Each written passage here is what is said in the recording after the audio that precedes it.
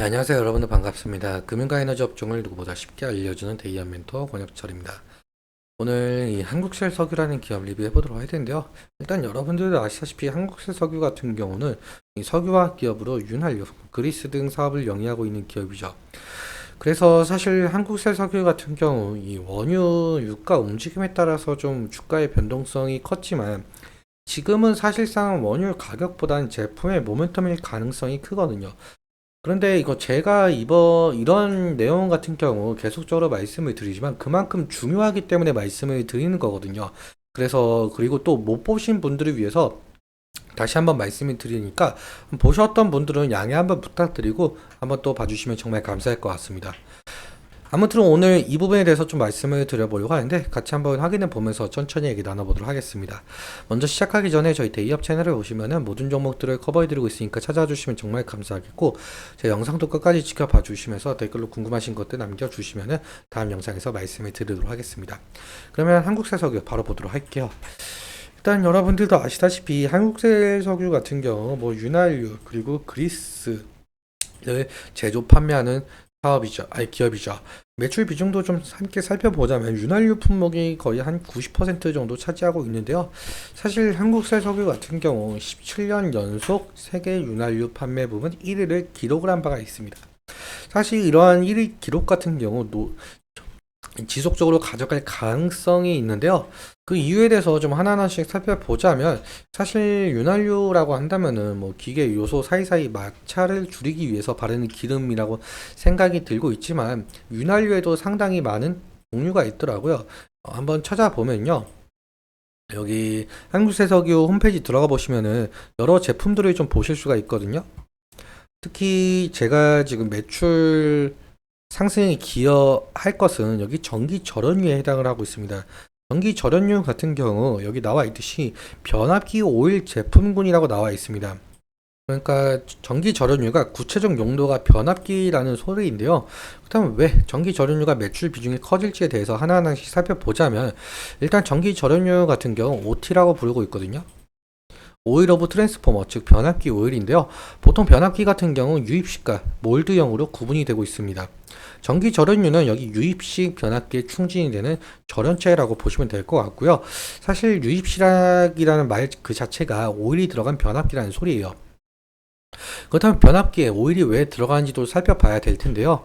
변압기 내부를 좀 간단하게 보시면 여기 구리로 이루어진 이 코일이 있습니다.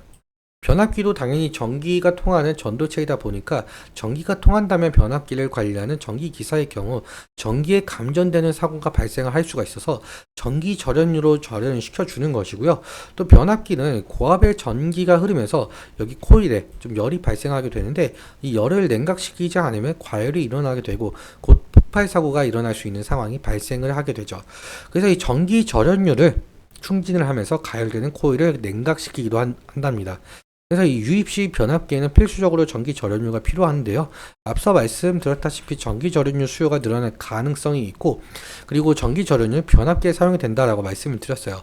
그렇다면 이 변압기에 대한 이 수요도 함께 살펴봐야 되겠죠. 아시다시피 변압기 수요 증가의 가능성이 생겼는데요. 그 이유에 대해서는 여러분들도 아시다시피 2024년 AI 시장이 급격하게 커지고 있는데 그런데 AI 산업 같은 경우 전력을 상당히 잡아먹게 돼요. 실제로 오픈 AI CEO인 샘 올트먼이 이 AI 시대는 훨씬 많은 전력이 필요하다라고 할 정도로 현재 AI 데이터 센터는 기존 데이터 센터에 비해 3배 이상 거의 6배라고 하는데 전력 수요가 좀 증가를 했고 앞으로 AI 산업이 더욱더 발전을 하게 된다라고 한다면 2027년에 들어서는 국가 연간 소비량과 맞먹을 정도로 AI 산업 같은 경우 전력을 상당히 잡아먹고 있습니다. 근데 여기서 필요하게 된 것은 결국엔 전력망 확충일 텐데요.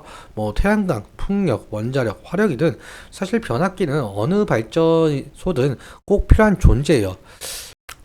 왜 필요한 존재냐라고 해본다면 사실 전기 같은 경우는 발전소에서 만들어지면서 가정이나 회사까지 오게 되는데 이러한 과정을 좀 거치고 있습니다. 상당히 복잡한 과정을 거치게 되는데요. 사실 이 발전소에서 만들어진 전기 같은 경우 11kV에 해당을 하고 있는데 우리가 쓰는 전기 같은 경우 220V잖아요. 그러니까 이 발전소에서 변전소, 송전탑을 거치면서 승합과 강압의 과정을 상당히 많이 거치게 되거든요. 승합과 강압을 거치려면은 결국에는 변압기가 꼭 필요할 수밖에 없죠.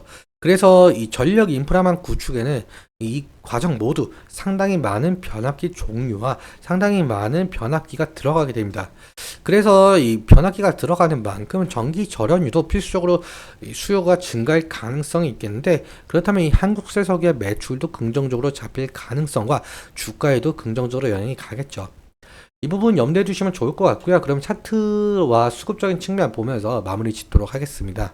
일단 한국셀 석유의 차트를 보시면은 사실상 이 배당락을 겪고 나서 그리고 지속적으로 지금 상승을 하고 있는데요. 지지라인 같은 경우 이 부분을 좀 볼 수가 있을 것 같습니다.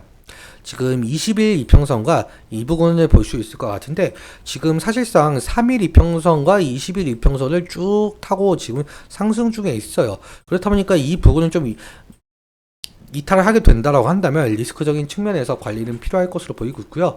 그리고 좀 더 좀 크게 보자면 지금 딱 이 부분이 상단 부분이거든요. 지금 이 부분이 상단 부분인데, 예전 과거에는 이 부분을 조금 지지를 해주지 못하고 하락한 모습을 보여주고 있어요. 지금은 이 부분을 좀 돌파해 주는 모습을 보여주고 있는데, 만약에 이 돌파를 해주지 못하고 다시금 조정이 나오게 된다라고 한다면 리스크 관리는 해야겠죠. 그런데 만약에 이 부분을 확실한 거래 대금과 함께 돌파를 해준다고 한다면 다시금 상승 추세로 넘어갈 가능성이 생긴다라는 점 염두에 두시면 좋을 것 같습니다. 일단 한국세석의 투자자별 매매 동향도 함께 보자면요. 지금 한 달 사이에 개인 같은 경우 6천주 매도 중에 있고 외국인과 기관 같은 경우 매수 중에 있거든요. 특히 외국인이 지금 매수세가 좀 상당한 것으로 보이고 있는데, 그렇다 보니까 외국인이 매도세로 돌아가게 된다고 한다면 한국세석의 주가에도 영향이 갈 가능성이 높겠죠. 그래서 이 외국인과 기관의 이 수급 좀 잘 살펴봐야 되는 부분이 있는 것 같습니다. 그리고 제가 아까 말씀을 못 드렸었는데, 한국세석유 같은 경우 지금 2020년도 때부터 2024년 거의 박스권에 갇혀 있다라고 볼 수 있을 정도로 거의 횡보하고 있었던 상황이었어요. 그래서 지금 살짝 고개를 틀었지만 상승시마다 차익 실현 매물이 나올 수가 있다는 점, 그 부분 염두에 주시면 좋을 것 같습니다. 오늘은 여기까지 말씀을 드리면서 오늘 내용 여러분들께 도움이 되셨다면 구독과 좋아요 부탁드리고, 그리고 말씀드린 내용과 차트적인 부분에 대해서는 제 개인적인 견해가 있을 수밖에 없기 때문에 여러분들의 주관적인 견해와 그 투자를 현명한 선택하셨으면 좋겠습니다. 오늘도 시청해주셔서 너무 감사하고 지금까지 멘토 권혁철이었습니다. 감사합니다.